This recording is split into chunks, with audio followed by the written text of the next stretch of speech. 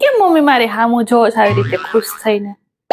મને એમ થાય છે કે તું કેટલું કામ કરે છે. છોકરાઓને સવારે વહેલા સ્કૂલે મોકલવાના, મારા ભોલિયાનું ટિફિન, મારી દવાઓનું ધ્યાન રાખવાનું અને આખો દી ઘરનું કામ. હું તારાથી બહુ ખુશ છું હો બેટા. માંગ બેટા માંગ, હું તારાથી બહુ પ્રસન્ન છું.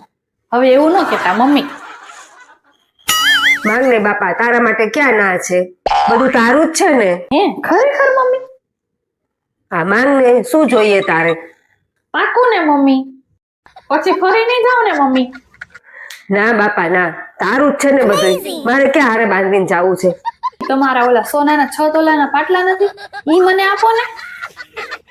ઈ પાટલા તો હવે કઈ પહેરાય એવા રહ્યા નથી. લગભગ તો હાવ ખરાબ થઈ ગયા છે. પહેરો ને તો બધું તૂટી જાય એવું છે. તે વાંધો નહીં, મારે કાંઈ પહેરવા નથી. ઈ તો આમે જૂની ડિઝાઇન છે, હું ઈ દઈને નવા કરાવી લઈશ. ના રે ના, ઈ પાટલા તો હું જ્યાં સુધી જીવું ને ત્યાં સુધી કોઈ નથી આપવાના. તે હમણાં તો કહેતા હતા ને આ બધું તમારું જ છે એમ. આ તે બધું તમારું જ છે ને. તો પછી અમારું જ અમને આપતા કેમ જીવ નિખાલતો? આ તે હશે તો કોક દી કામમાં લાગશે. જો કેવા પાછા ફરી ગયા, મને ખબર જ હતી. ટિંકલ,